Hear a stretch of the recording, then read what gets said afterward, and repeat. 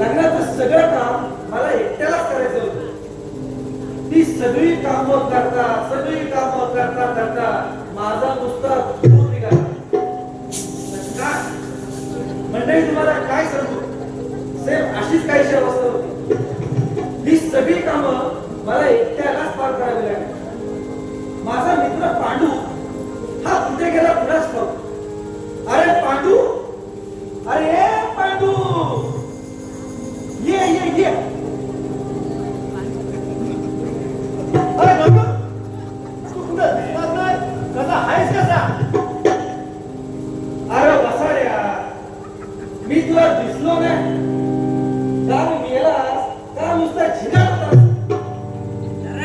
मी विचार करतोय हा गेला कुठं? हा नुसता बाटल्या ढोसत बसतो का? तुझ्या उघडं होतं काय? फटकीला गावला असतो मेल्या. लग्नाची सगळी कामं मला एकट्यालाच करावी लागली आणि तू त्या गरवल्यांच्या पाठीमागून नुसता वास करत सुटला होता. तरी म्हटलं हा पांडू राहिला कुठं? पांडू, मी तुला सांगतो, बाटली आणि बाईचा नाद हा वाईट. जर हा नाद तू सोडला तर तुझा संसार सुखाचा होणार. काय पण बोलू नको. मी दारूला शिवत पण नाही, मी जिंकलो होतो. अरे झिंगू लाल्या, तू बोलतोस मी दारूला शिवत नाही. तू त्या सावलीत जाऊन त्या दारूच्या टाकीत नुसता लोळत असतो. आणि मला सांग, तू बोलतोस मी दारूला शिवत नाही. अरे दारू तुला शिवत नसेल, पण तू तिला शिवतोस त्याचं काय? अरे हो रे बाबा, महाराजांनी माझ्यावरती एवढी जबाबदारी दिली होती, आता व्यवस्था बघायला पाहिजे होती ना.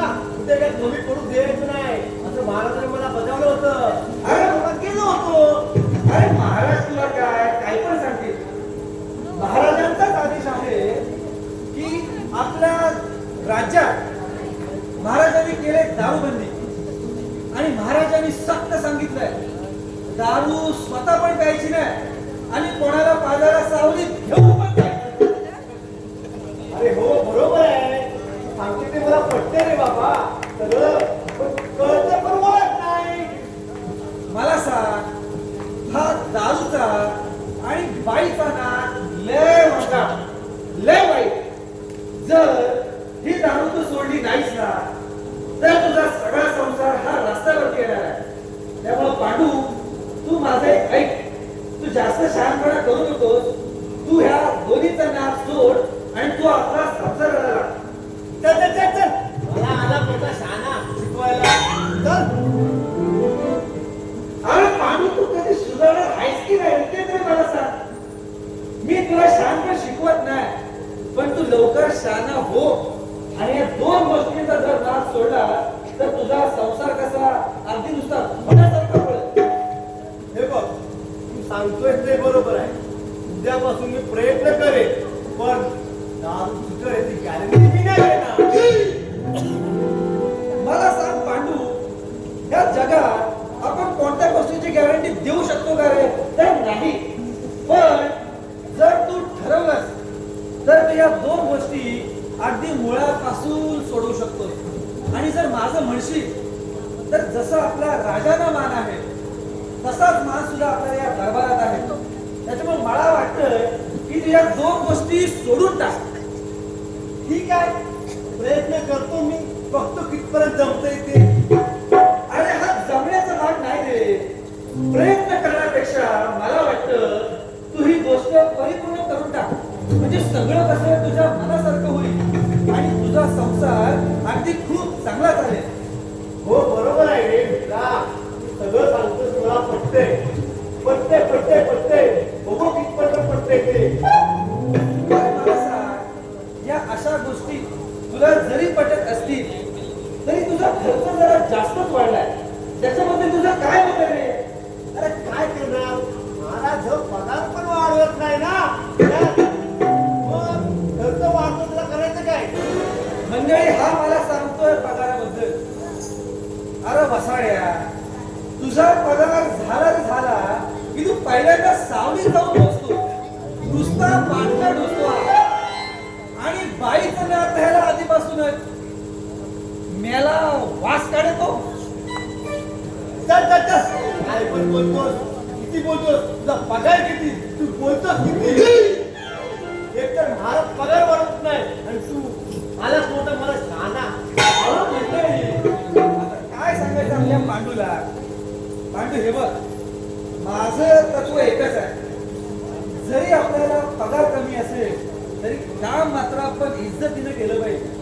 काम मात्र आपलं प्रामाणिकपणे असायला पाहिजे. आणि जर आपलं काम प्रामाणिक असेल तर पैशापेक्षा नेहमी काम आपलं हे मोठं करतं. हो, हे मात्र तू बरोबर बोलला. मला एकदम 100% पटलेलं आहे. त्याच्यामुळे मला वाटतं पांडू, तू अतिशय चांगली गोष्ट बोललेला आहे. त्याच्यामुळं जे आपले राजे आहेत त्या राजांचे आपण सेवक आहोत. आपण त्यांची सेवा करतो, आपण राजमहालात पहारा देतो आणि जर ते खुश झाले तर ते आपले पगारवाढ सुद्धा करतील. तुला काय वाटतं? हो हो नक्कीच. पगार तर वाढवतील आपले महाराज आणि आपल्याला त्यांना विचारावं लागेल. अगदी बरोबर. या विषयावरती आपण एका गाण्यावरती मजा करूया. हो, तुला काय वाटतं? मग मजा करायलाच पाहिजे. मग आपलं पगार वाढवून मजा करायलाच पाहिजे.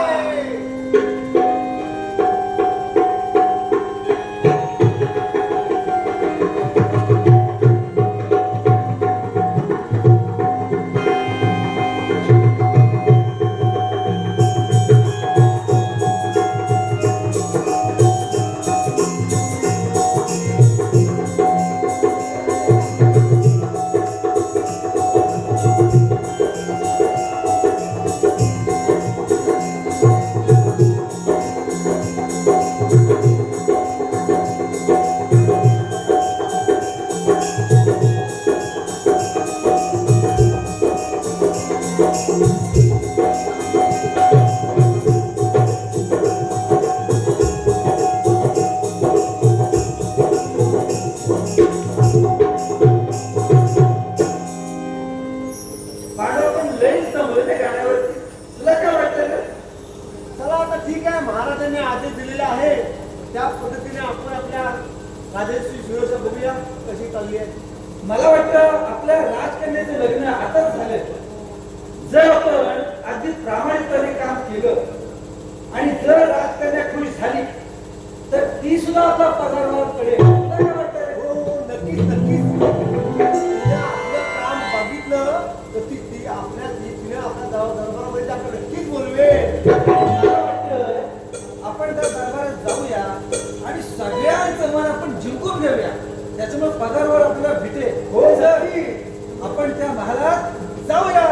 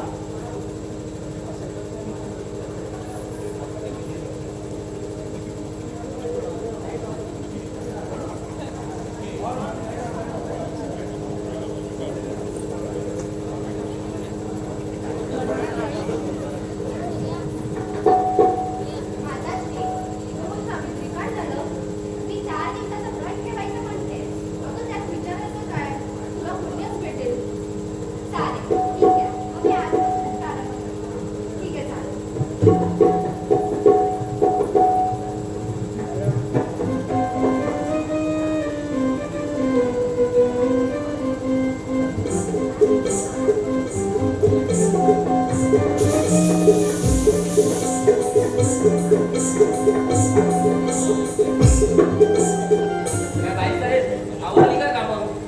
का? तुम्हाला झोप नाही आली वाटतं? बोला बोला नाही, सांगा. आणि बोला. ठीक आहे, सांगते. मी व्रत ठेवायचं म्हणते. कशासाठी? आपल्या सुखशांतीसाठी आणि उत्तम आरोग्यासाठी. ठीक आहे. आईने परवानगी दिली आहे मला. आईने जर परवानगी दिली असेल तर मग काहीच हरकत नाही. ठीक आहे, चालेल. मग मी उद्यापासूनच प्रारंभ करते. ठीक आहे. चला, झोपा पाहू. ठीक आहे.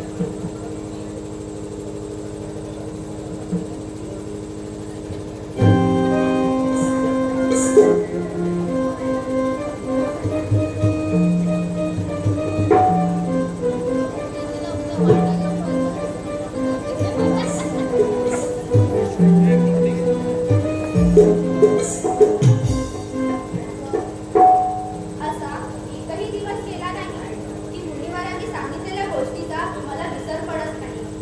मला शक्य होईल ते मी करेन. जप, उपासना, व्रत करेन. पण मी अशी वेळ येऊ देणार नाही. सावित्री काय विचार करत आहेस? काही नाही. सावित्री काय विचार करत आहेस ते सांग. तुझा चेहरा असा उदास पाहून मला शंका वाटत आहे. काय विचार करत आहेस ते सांग सावित्री, सांग. सांग सावित्री. मला माहित आहे तू राजवाड्यात राहणारी महाराणी, या साध्या आश्रमात राहणाऱ्या आम्ही, तरी पण तू राहिली. स्वामी, तुम्हाला माझ्या स्वभावातून किंवा आचरणातून असं काही जाणवलं का? नाही राहिली.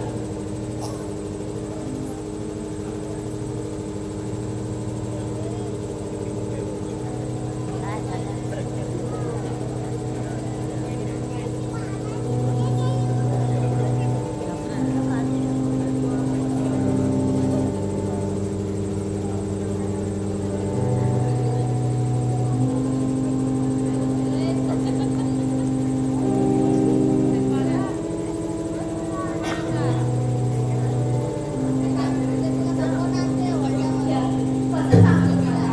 या 4 दिवसात मला काय संकट ओढावून येणार आहे ते मलाच माहिती. कशाला एवढी काळजी करते? मी आहे.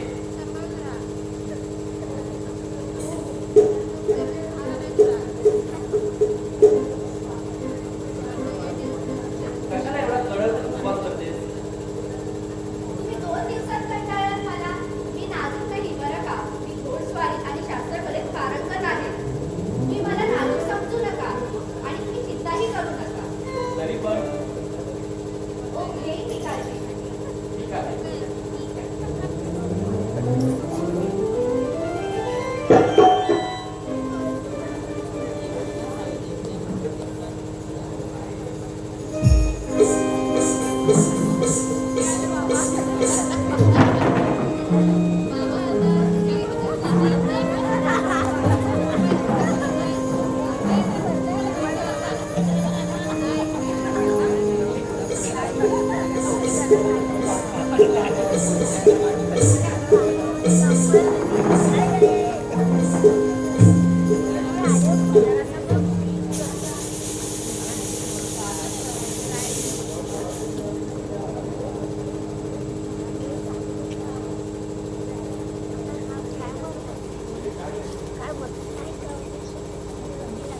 सावित्री, किती कठोर व्रत करतेस तू.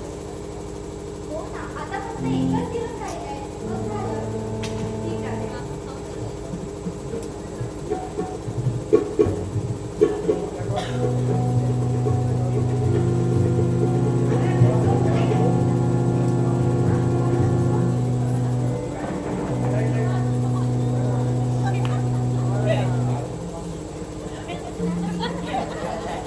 मी मनातून लाकडी तोडून येतो.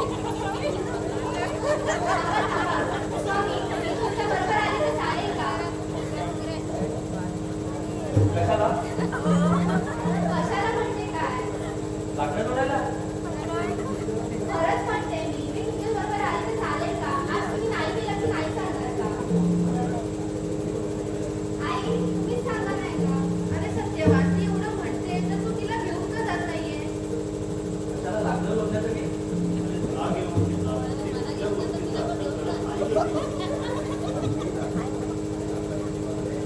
लागला तिची बाजू घ्यायला. अरे असं नाही, पण ती एवढं म्हणते त्याचं घेऊन जातं तिला. ठीक आहे. ठीक आहे, मी येते. आवडून येते. ठीक आहे.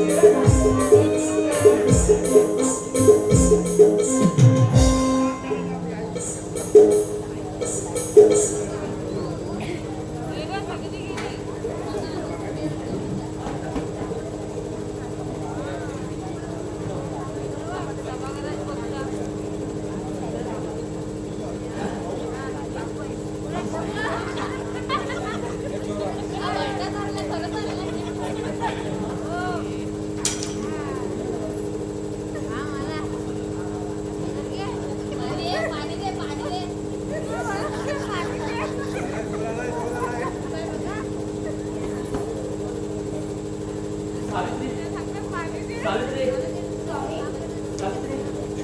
स्वामी, काय होतं तुम्हाला? स्वामी, काय स्वामी? काय होतं तुम्हाला? डोळे उघडा, स्वामी, डोळे उघडा. स्वामी, उठा. अरे देवा, काय मी तुला एवढं वाईट केलं जे तुम्हाला हे दिवस दाखवले? स्वामी, उठा, स्वामी.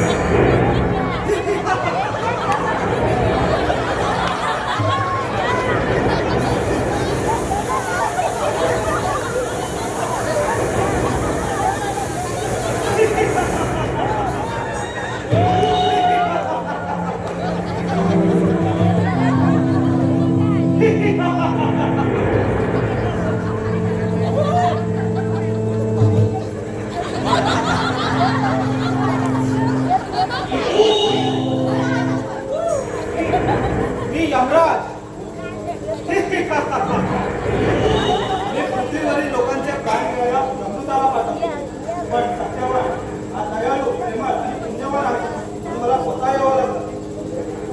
असं नका बोलू यमराज.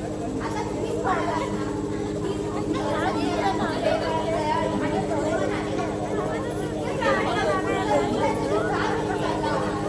इतके त्याच्या आई-वडिलांचं काय होईल याचा तरी विचार करा. माणूस जन्माला आहे आणि एक ना एक दिवस जावंच लागतं. मृत्यू कोणाला चुकत नाही. मृत्यू हे अटळ आहे. पण यमराज, मी त्याच्या सोडून जाऊ तरी कुठे?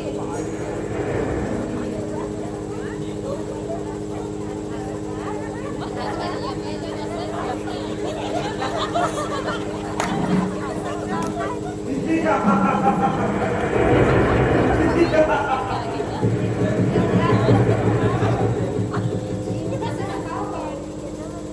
मी एक पतिव्रता स्त्री आहे.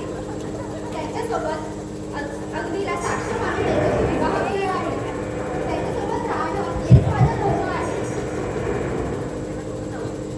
मी त्याला सोडून जाऊ तरी कुठे? मी पृथ्वीवरील लोकांशी मुळीच बोलत नाही.